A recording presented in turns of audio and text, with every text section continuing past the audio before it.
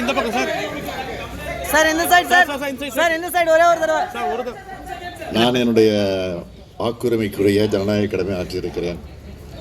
அதேபோல் வாக்குரிமை பெற்றிருக்கக்கூடிய அனைவரும் தங்களுடைய ஜனநாயக கடமை ஆற்றிட வேண்டும். மறந்துடாமல், அதை புறக்கணித்திடாமல் அந்த ஜனநாயக கடமை ஆற்றிட வேண்டும் என்று உங்கள் மூலமாக நான் வேண்டுகோள் விடுக்கிறேன்.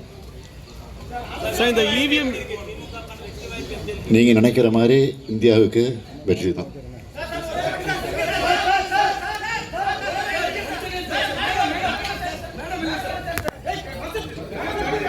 சார் 2 பேரும் சார்.